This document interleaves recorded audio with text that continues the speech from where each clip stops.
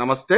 కాంగ్రెస్ పార్టీకి ఆగర్భ శత్రువు అయినటువంటి ఎన్టీ రామారావు గారి విగ్రహాన్ని కాంగ్రెస్ ప్రభుత్వము ఏదైతే హైదరాబాద్ లోపల అమీర్పేటలో ప్రతిష్ఠించడం ఏదైతే ఉందో దాని మీద నిన్న నేను కామెంట్ చేయడం జరిగింది. ఏంటి అంటే ఎన్టీ రామారావు గారును కాంగ్రెస్ పార్టీ ఉప్పు నిప్పులా ఉండే. ఎంత కోపం అంటే ఎన్టీ రామారావు గారికి నరనరాన కాంగ్రెస్ పార్టీ అంటే వ్యతిరేకత. అటువంటి మహనీయున్ని ఒక విగ్రహాన్ని కాంగ్రెస్ పార్టీ ప్రభుత్వం ఏర్పాటు చేస్తే ఎన్టీ రామారావు గారి యొక్క ఆత్మ క్షోభిస్తుంది. సగటు ఎన్టీఆర్ అభిమాని కూడా ఎవరు కూడా దీన్ని సహించలేరు, దీన్ని ఆమోదించరు అనే విషయాన్ని నేను ప్రస్తావించిన. కాంగ్రెస్ పార్టీని ఒక ఓన్లీ మన ఆంధ్ర తెలంగాణ ప్రాంతాల్లోనే కాదు, మన ఉమ్మడి ఆంధ్రప్రదేశ్లో కాదు, భారతదేశంలోనే కాంగ్రెస్ పార్టీని గద్దెదించడం క్రియాశీలక పాత్ర పోషించాడు ఎన్టీ రామారావు గారు. అటువంటి ఎన్టీ రామారావు గారి విగ్రహ ఆవిష్కరణ కాంగ్రెస్ పార్టీ ప్రభుత్వం చేపట్టింది. ఎందుకంటే ఇప్పుడున్నది అసలు సిసలు కాంగ్రెస్ కాదు కాబట్టి తెలంగాణ లోపల ఇవాళ ఉన్నది డూప్లికేట్ కాంగ్రెస్, తెలుగు కాంగ్రెస్. నిన్న అందుకే ఎన్టీ రామారావు గారి విగ్రహావిష్కరణలో కూడా తెలుగుదేశం జెండాలు రెపరెపలాడుతున్నాయి. దానికి సిగ్గు శరము లేకుండా పిసిసి అధ్యక్షులు మహేష్ కుమార్ గౌడ్ మొదటి నుంచి నేను కడుగట్ట కాంగ్రెస్ అని చెప్పుకున్న పొన్నం ప్రభాకర్ లాంటి వాళ్ళు పోయి అక్కడ ఆ కార్యక్రమంలో పాల్గొనడం చూస్తే నికార్సైన కాంగ్రెస్ వాళ్ళు ఏ విధంగా దీన్ని డైజెస్ట్ చేసుకుంటున్నారు. ఎందుకంటే విగ్రహావిష్కరణలు రాజకీయాలు అవాస్తవం, కానీ కాంగ్రెస్ పార్టీని పూర్తిగా పుట్టిమించినట్టు ఇప్పటిదాకా గోలుకోవాలి. ఎన్టీ రామారావు గారు ఆనాడు ప్రాంతీయ పార్టీ పెట్టి ఎన్నో ప్రాంతీయ పార్టీలు రావడానికి కూడా దోహదం చేసిన వ్యక్తి. అప్పటి నుంచి ఇప్పటిదాకా కాంగ్రెస్ పార్టీ కోలుకోలేదు. అటువంటి వ్యక్తి యొక్క విగ్రహ ప్రతిష్టను తెలుగుదేశం పార్టీ తీసుకుందంటే ఒప్పుకోవచ్చు, ఇంకేదైనా ప్రాంతీయ పార్టీ తీసుకున్నప్పుడు కాంగ్రెస్ పార్టీ తీసుకోవడం, దానికి నికార్సైన కాంగ్రెస్ వాళ్ళు అని చెప్పుకునేటోళ్ళు కాలరెగరేస్టులు రావడము, ఈ విషయాన్ని తన నాయనమ్మను ఇబ్బంది పెట్టిన, తన కాంగ్రెస్ పార్టీని ఇబ్బంది పెట్టినటువంటి పార్టీని తన పార్టీ ముఖ్యమంత్రి రేవంత్ రెడ్డి ప్రారంభిస్తుంటే నోరెళ్ళబెట్టి చూస్తున్న ముద్దవప్పున్నాడే రాహుల్ గాంధీ చూస్తే వాడు లీడరా జోకరా అర్థం కాని పరిస్థితి. ఎందుకంటే అసలు సిసలు కాంగ్రెస్ వాళ్ళు లేదు. దేశవ్యాప్తంగా కూడా కాంగ్రెస్ పార్టీ మొత్తం పూర్తి కనుమరుగు కావడానికి ముద్దవప్పు ఈ రాహుల్ గాంధీ తీసుకున్న నిర్ణయాలు. అసలు రాహుల్ గాంధీ నరేంద్ర మోడీకి అమ్ముడు పోయిండా అని అనిపిస్తా ఉంది. ఎందుకంటే ఆనాడు ఇందిరాగాంధీ, రాజీవ్ గాంధీ అంటిల్ సోనియా గాంధీ వరకు గిరిగీసి కొట్లాడారు బీజేపీ పార్టీ మీద. కానీ ఎప్పుడైతే రాహుల్ గాంధీకి ప్రాబల్యం పెరిగిందో అప్పటి నుంచి కాంగ్రెస్ పార్టీ క్రమంగా వీక్ అవుతూ వస్తుంది. ఎందుకంటే ఆయనకు అసలు రాజకీయాల పట్ల ఇంట్రెస్ట్ లేకనా, లేకపోతే మొత్తం కాంగ్రెస్ పార్టీని దారాదత్తం చేసిన. ఇవాళ రేవంత్ రెడ్డి గారు కాంగ్రెస్ పార్టీ ముఖ్యమంత్రిగా యాక్ట్ చేయట్లేడు. కంప్లీట్ గా ఒక ఎన్డీఏలో భాగస్వామి ముఖ్యమంత్రిగా పనిచేస్తా ఉన్నాడు. ఎందుకంటే మోడీ గారు వస్తే మనం ఆ యొక్క క్లోజ్నెస్ చూస్తా ఉన్నాం, ఆయన ఆహ్వానించడం, ఆయన నవ్వడము, వాళ్ళిద్దరి మధ్య ఉన్నటువంటి అన్యోన్య బంధం అని చూస్తున్నాం. చంద్రబాబు నాయుడు గారిని ఎట్లా ఇప్పటికి ప్రేజ్ చేస్తున్నా చూస్తున్నాం. సాక్షాత్ ఎన్టీ రామారావు గారి విగ్రహావిష్కరణ చేసిండు కాంగ్రెస్ ప్రభుత్వం ఆధ్వర్యం లోపల. అక్కడ ఆ కార్యక్రమంలో కాంగ్రెస్ జెండాలు లేవని తెలుగుదేశం జెండాలు రెపరెపలాడుతున్నాయి. ఇవన్నీ చూస్తుంటే రాహుల్ గాంధీ చూసి చూన్నట్టు పోతున్నాడు. అంటే అసలు సిసలు కాంగ్రెస్ ఉందా అనిపిస్తా ఉంది. ఇదొకటి. దీన్ని విమర్శిస్తే నిన్నటి నుంచి ట్రోలింగ్ జరుగుతుంది. ఎందుకంటే కాంగ్రెస్ పార్టీ పూర్తిగా బలహీన పడిపోయింది. వాళ్ళ శ్రేణులు కూడా ఇక్కడ మొత్తం నిరుత్సాహ పరిస్థితుల్లో ఉన్నాయి. కాబట్టి నిన్న తెలుగు 360 అనేది తెలుగుదేశం పార్టీకి సంబంధించినటువంటి ట్విట్టర్ హ్యాండిల్, సోషల్ మీడియా అది. దాంట్లో నా వీడియోను ఏదో టీ న్యూస్లో వస్తే దాన్ని విపరీతంగా ట్రోల్ చేస్తున్నారు. ఏంటిది ఈ సోకాల్డ్ పచ్చ బ్యాచ్, అదేవిధంగా ఆ Pawan Kalyan psycho batch, Janasena psycho batch ఇష్టం ఉన్నట్టు నన్ను తిడుతున్నారు. అరే నువ్వెవడురా మాట్లాడడానికి, అమెరికాలో కూర్చొని మాట్లాడుతున్నావు మా రాజకీయాల గురించి, మా ఆంధ్ర పాలిటిక్స్ గురించి, నువ్వు అక్కడ ఉండొచ్చు కానీ మేము ఇక్కడ హైదరాబాద్లో ఉండొద్దా అన్న. నేను అన్న విషయం ఏంటంటే హైదరాబాద్లో ఏ సీమాంధ్రులను కూడా మేము వద్దని లేదు.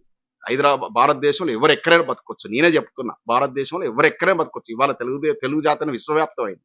కానీ వచ్చినప్పుడు ఎక్కడైనా బతకడానికి వచ్చినా ఒళ్ళు దగ్గర పెట్టుకోండి. నేను అమెరికాకు వచ్చిన, అమెరికా యొక్క ఆర్థికాభివృద్ధిలో నాలాంటి ఎన్ఆర్ఐలు సుమారు 50 లక్షల మంది దోహదం చేస్తున్నారు. మా యొక్క స్కిల్స్ ఇక్కడ ఉపయోగపడుతుంది కాబట్టి మమ్మల్ని ఇక్కడ ఉండనిచ్చారు. మేము శాశ్వత నివాసులుగా ఉన్నాం. ఇక్కడ ఈ దేశాభివృద్ధికి పాటుపడుతున్నాం. ఈ దేశ రాజకీయాల్లో దేశ నాయకులు విమర్శించడమో, ఇక్కడ మేధావులు విమర్శించడమో, ఇక్కడ వచ్చి ఆస్తులు కొల్లగొట్టడమో, ఆక్రమించుకోవడమో, రాజకీయాలు చేసేసి నీచ రాజకీయాలు చేసి ఆక్రమించుకోవడం చేయలే.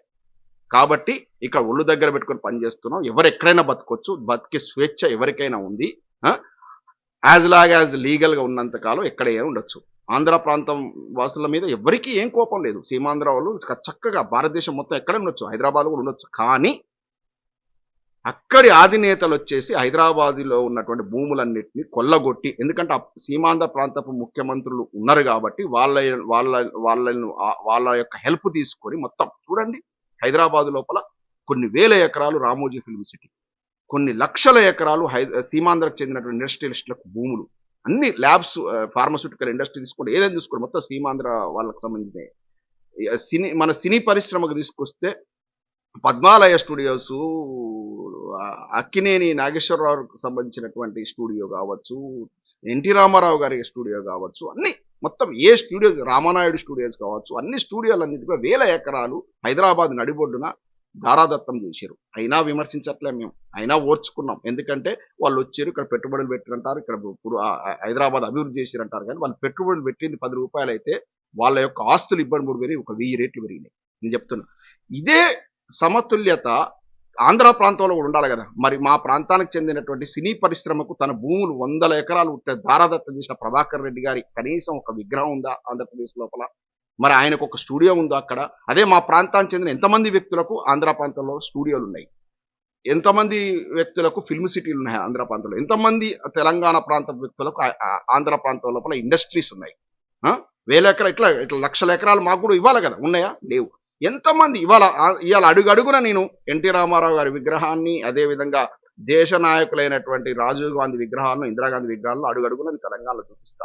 ఆ సీమాంధ్ర ప్రాంతానికి చెందినటువంటి విగ్రహాలు మొత్తం ట్యాంక్ బండ్ మీద మొత్తం ఉంటాయి. కానీ అదే మా తెలంగాణ ప్రాంతానికి చెందిన ఎందరో మహానుభావులు ఉన్నారు, గొప్ప వ్యక్తులు. సాక్షాత్ మాజీ ప్రధానమంత్రి పివి నరసింహారావు గారే ఉన్నారు, అదేవిధంగా మర్రి చెన్నారెడ్డి గారు ఉన్నారు, మా మాజీ ముఖ్యమంత్రి జలగం వెంగళరావు గారు ఉన్నారు. మరి మా వాళ్ళ విగ్రహాలు, మా తెలంగాణ ప్రాంతానికి చెందినటువంటి ప్రముఖ సైంటిస్టులు కావచ్చు, రాజకీయ నాయకులు కావచ్చు, మేధావులు కావచ్చు, తెలంగాణ కోసం కొట్లాడినట్టు ప్రొఫెసర్ జయశంకర్ సార్ గారి విగ్రహాలు కానీ ఒక్కటైనా మనం గద్దర్ అంటే మొత్తం భారతదేశం మొత్తం గుర్తుంది, అటువంటి గద్దర్ యొక్క విగ్రహమైనా ఉందా ఆంధ్ర ప్రాంతంలో? ఎక్కడైనా విగ్రహం ఉందా? అంటే ఈ వివక్ష ఏందనేది మేము క్వశ్చన్ చేస్తున్నాం. ప్రాంతాల మధ్య చిచ్చు పెట్టే వ్యవహారం కాదు. అంటే హైదరాబాదులో తీసుకున్నట్లయితే సీమాంధ్ర ప్రాంతానికి చెందినటువంటి లీడర్ల విగ్రహాలు ఉంటాయి, సీమాంధ్ర ప్రాంతానికి చెందినటువంటి ప్రముఖులందరికీ కూడా 100 ఎకరాల ఫామ్ హౌజులు ఉంటాయి. ఇప్పుడు ఉప ముఖ్యమంత్రిగా ఉన్నటువంటి పవన్ కళ్యాణ్ కూడా హైదరాబాద్లోనే ఫామ్ హౌస్ ఉంది. వారి అన్నగారు చిరంజీవి గారికి హైదరాబాద్లోనే ఆస్తులు ఉన్నాయి. వారి ఇంకో అన్న జబర్దస్త్ కమేడియన్ ఉంటాడు కదా నాగబాబు, ఆయనకు కూడా హైదరాబాద్లోనే ఆస్తులు ఉన్నాయి. చంద్రబాబు నాయుడు గారికి హైదరాబాద్లోనే ఆస్తులు ఉన్నాయి. నేను చెప్తున్నా, ఎవరికి ఆస్తులు చెప్పండి సీమాంధ్ర, కానీ ఎంతమందిని వేళ్ల మీద లెక్క పెట్టగలం? తెలంగాణ ప్రాంతానికి చెందిన వాళ్ళకి ఎంతమందికి ఆస్తులు ఉన్నాయి ఆంధ్రప్రదేశ్ లోపల, ఎంతమందికి విగ్రహాలు పెట్టిననేదే ఇక్కడ ప్రశ్న. పెట్టుకుంటే విగ్రహాలు పెట్టుకుంటూ పోతే మీరు కూడా పెట్టాలి కదా, మీరు కూడా అంతే ఉదార స్వభావంతో ఉండాలి కదా. ఇవాళ నిన్న నడిబొడ్డును వచ్చేసి ఆ సైకోలు, జనసేన సైకోలు వచ్చేసి హైదరాబాద్ లోపల మీటింగ్ పెట్టి ప్రేజ్ చేస్తున్నారు. ఇదే విధంగా తెలంగాణ ప్రాంతానికి చెందినటువంటి వాళ్ళ నాయకులను ప్రేరేపిస్తూ ఒక బీఆర్ఎస్ నాయకుడిని కేసీఆర్ గారిని ఒక ప్రేజ్ చేస్తూ విజయవాడలో ఒక మీటింగ్ పెట్టుకునేటువంటి వెసులుబాటు మీరు కల్పిస్తారా? అది ప్రశ్న లేనిది. అంటే ఆ స్వేచ్ఛ ఇక్కడ లేదు. నేను చెప్పేది, దోచుకోవడానికి వస్తేనే ప్రాబ్లము, నివసించడానికి వస్తే ప్రాబ్లం లేదు. మేము కూడా బతకడానికి వచ్చిన, అమెరికాకు వచ్చిన పద్ధతిగా ఈ యొక్క చట్టాలను గౌరవిస్తూ, ఇక్కడ రాజకీయాలను గౌరవిస్తూ, మేము ఇక్కడ రాజకీయాల లోపల వేలు పెట్టకుండా, ఇక్కడ దోచుకోకుండా చక్కగా మా యొక్క ఏమైనా సంపాదించిన విజ్ఞానాన్ని ఇక్కడ అందిస్తూ మేము బతుకుతున్నాం. అంతవరకు ఓకే. అట్లే సీమాంధ్ర ప్రాంతం వాళ్ళు కూడా హైదరాబాద్ బతకొచ్చు. కానీ దోచుకోవడాన్ని మేము దోచుకున్నటువంటి నాయకులను విమర్శిస్తున్నాం. ప్రజలను, కామన్ పబ్లిక్ ఎవరు మేము విమర్శించట్లేదు. దాన్ని డైజెస్ట్ చేయలేక పిచ్చి